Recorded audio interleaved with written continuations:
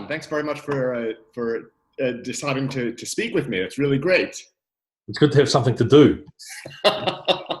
These are really strange times, aren't they? Yeah, they sure are. They sure are. I mean, I have to say, I'm missing music. I'm missing making music. I suppose for a composer, you can still compose, in your room. Yeah. Yeah. Well, actually, I've just come out of 14 months of the busiest time, of my life. Just working huge days. Right. And I don't know if you've ever been in a period where all of your time is taken. Like it's all taken every day, right? And what I've done during those periods of my life is make this list.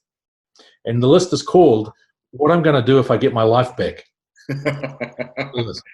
And on that list is things like get back into playing the keyboard. Yes. Another is learn recording and production. Oh my God! I almost thought I heard you say learning how to play the recorder. Talk about social distancing. Well, now that you've said it that way, I can't tell you that, of course, I've taken up... No, I haven't taken up the recorder. But the thing that I have taken up is the bass. So I'm learning the bass now as well. Upright or electric? Electric. And I have to say, it's one of the most satisfying things is playing all those low notes. Yeah, of course. It's a great experience. It's very satisfying. And, being tuned in fourths, of course, quartal harmony, it's right there, right at your fingertips. That's right.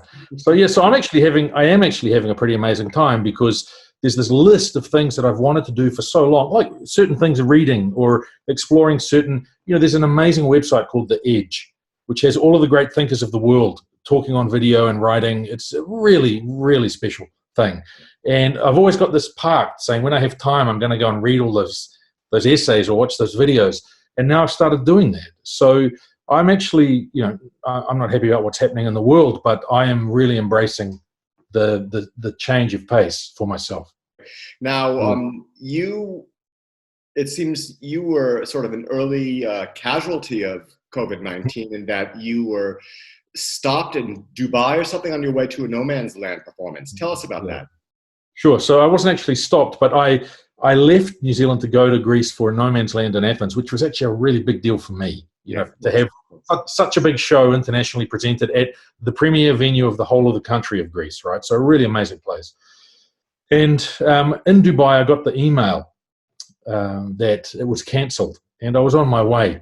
So I had to go to Greece, and there was a huge amount of fallout. Like all about this with what's going on with the orchestra right now. There is so much to deal with, logistically and administratively when you've got something on any kind of large scale going on. So I got to Greece, dealt with that, and then I got out of it a week with my dad and my sister because I had nothing to do for a week. Right. That was very special. And then on the way back in Dubai airport again, I got the email saying Cuba Duper was cancelled, and I had a really big Orchestra Wellington. We were going to do something together. That's right. So that was another big project, which was 500 musicians, 3 street blocks, massive sound system. And I think what I've got from all of this, I mean, not joking, is no more big projects.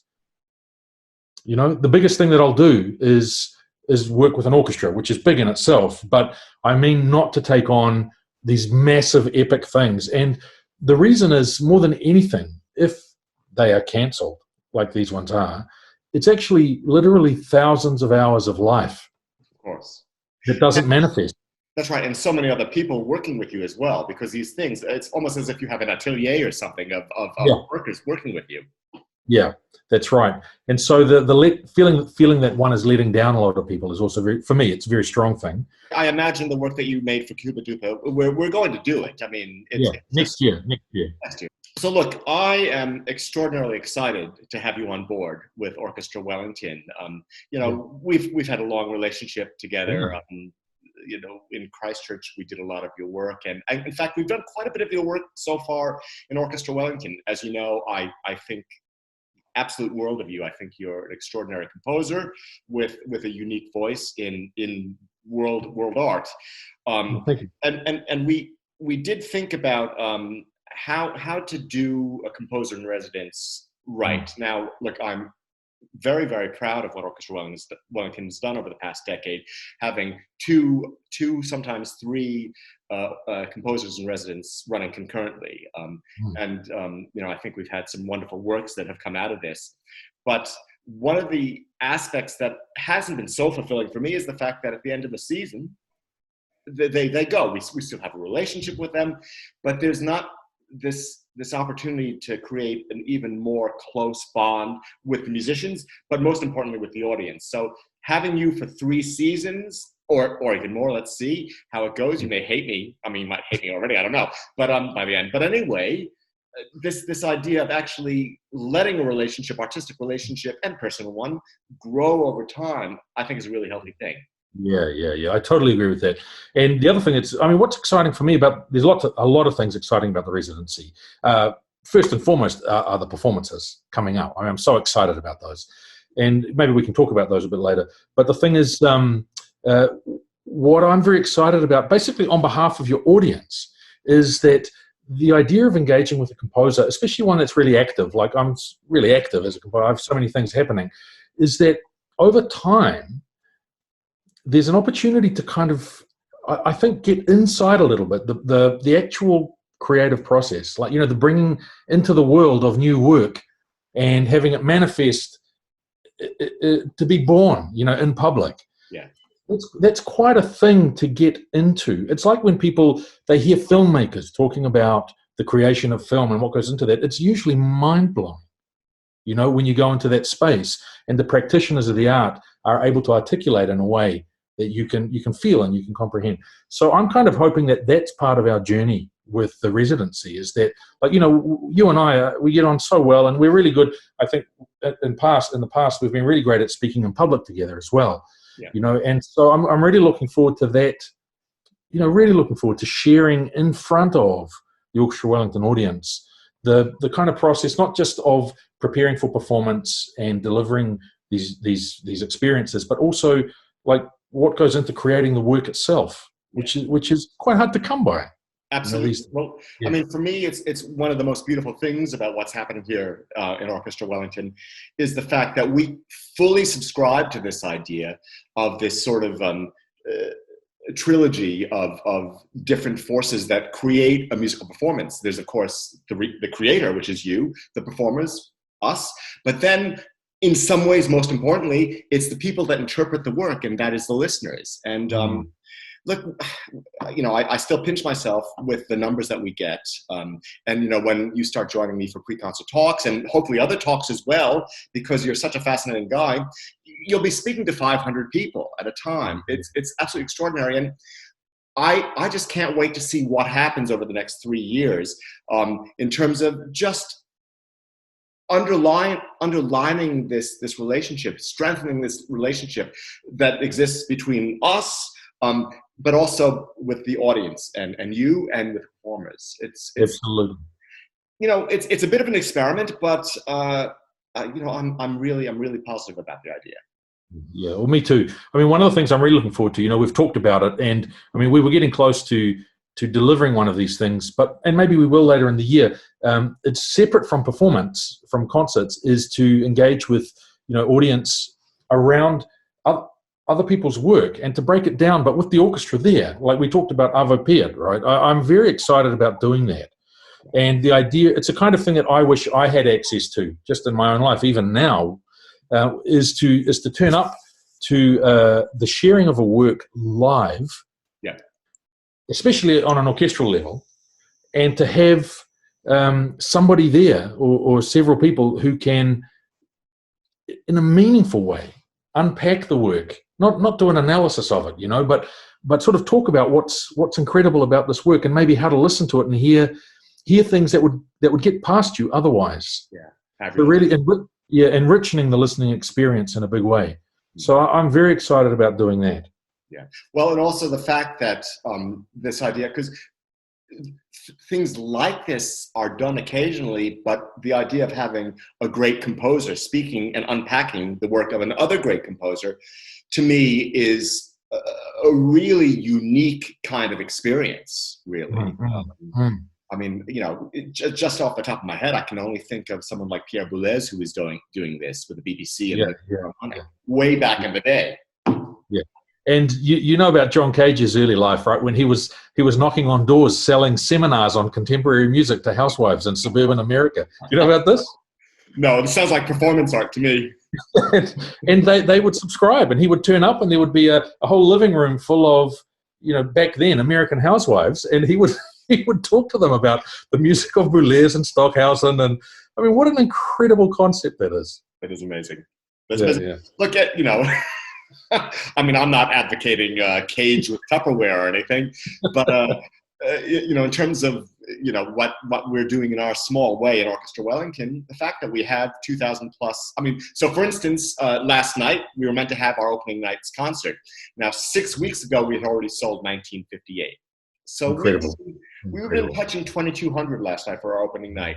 And, you know, this is kind of normal for us now. And it's a chance for us to expose the audience to unusual music and world premieres. You know, for instance, of course, your colleague Michael Norris's violin concerto Sama, which won the Sounds Contemporary Award last year.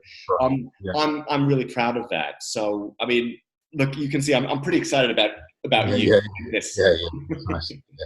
Hey, one of the other things that I'm very excited about, which I've been working on with Kirsten Mason, is this idea of a young composer kind of mentorship. Right. And one of the things that I'm very glad about is that there's been an agreement to explore this idea that's been a big thing for me for a long time. You know, when you, as an orchestra, as a conductor, when you commission a composer and you say, okay, let's make it a violin concerto, or let's make it a kind of 10-minute symphonic work, the way that it works is that you get the commission, you're really excited about it, you sit in front of your environment and you start creating music, right? But at that point, the next step in the process is you have to deliver the score, like a completed work. There is no opportunity to try anything out. And so what I'm very excited about with this younger composer idea that we're exploring is that somebody would actually get to have work in progress, or even just bits of their piece that can be workshopped just briefly within some of your rehearsals. And they can come away with some, I would say, huge learning from that short bit of time. And I think that's how that's how you develop young orchestral composers. Incredible. Is by having that hands-on experience with an actual orchestra, especially a well-disposed orchestra, because we know they're not, you know, in the world. I've had so many different experiences, and you know, and so a well-disposed, welcoming orchestra is, it's the holy grail for a composer creating a work. So it's fascinating that you should bring this up, because my last conversation was with Amalia Hall, and she's going to be doing the New Zealand premiere of Jennifer Higgins' Violin Concerto, and this was written for Hilary Hahn, and Indianapolis Symphony premiered it, but 6 months before they premiered it, it was actually read with 3 students at the Curtis Institute for 5 hours, and so Hilary wasn't playing, but she was there to listen, I suppose, and Jennifer Higgins was there, and you know, she would change certain aspects of orchestration, maybe going to cardboard mutes, changing tempo marks, what have you. So even a great composer like Jennifer, it can benefit from this idea of, oh, this is a major commission for me, and of course it won a Pulitzer Prize. So why shouldn't someone like that also have a chance to hear things in reality? So, John, you know, you're quite experienced, and this is a question that I actually am really interested in. When you write something down the score, are you ever surprised when you hear it live? Always. You know, you have to think that there are so many variables in the structure of sound in an orchestra. Mm-hmm. You know, there are so many factors when you bring even half of the instruments in the orchestra together, let alone all of them, that it is impossible to predict. I would say that it is impossible to predict, because all acoustics are different, all instruments are different, you know, and even just slight changes in tempo affect so many things. So it is impossible to really know. And here's where the danger is, in my opinion, which is what you can do is there's a temptation to succumb to creating only what you're sure about. Yeah. That's the risk, right? And so what you really want to be able to do is, that's the other thing about the orchestra, is that it allows the greatest possible level of fantasy when it comes to sound. There is nothing equal to it. The only thing that is that, like the production studio, like a studio because it's kind of unlimited in its way. But in the acoustic world, there's nothing equal to the orchestra. And so what you really want people to do, like when you commission a new work, if you're an orchestra, you want the composer to feel completely free in exploring their broadest imagination. Okay, and that is really an issue of confidence. So how confident is this person? And this is the thing, Mark, is that I didn't study orchestration. So everything I know, I learned. And if you think that a lot of learning comes from trial and error, but the kind of scenario for writing for orchestra is there is no trial and error. There's just the delivery of the score. It's just such an expensive beast. That's right. And that's why, for me, so far, in general, the experience of having works played for the first time is so fraught. It's such a high level of panic because there's so little time, and I'm hearing it for the first time ever played by acoustic instruments. Yeah. So, so any way of ameliorating that, and giving opportunities to composers to do, like with Jennifer Higdon, that seems like it should just be standardized. That there should be a reading of a work 6 months before the premiere, and you have the opportunity of going back and making adjustments. Yeah, it would be nice. It would be nice. It would be nice. Yeah, I know. And look, I would love to deliver that, but there are budgetary concerns. My next talk will be with Kirsten Mason, the general manager. I might bring this up to her. I don't think, but the conversation might go dark very, very quickly. Oh, I'm certain that Kirsten would be hugely supportive. It's just, as you say, it's just the way that the economics of the orchestra have evolved, have made so many things difficult or impossible. Yes. On the other side, it's a livelihood for people, and orchestras, they exist for the public, they exist for the art, but they also exist for the musicians. And I'd hate to go back to these vassal states of, orchestra members in Haydn's time, Esterhazy Orchestra. They might be the kitchen help as well as the viola da gamba player or something like that. Right. I think where we've gotten to certainly in terms of level of orchestras throughout the world, never been higher.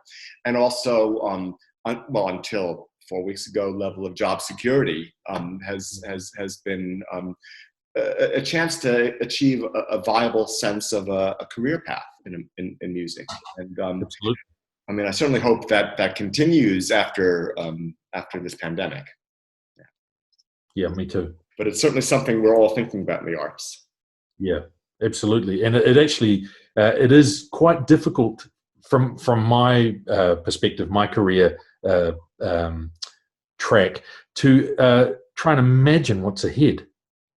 Yeah. It's actually quite hard, because I think that the demand for original contemporary art music is not going to be prioritized in the years ahead, I think. There are going to be so many other priorities, don't you think?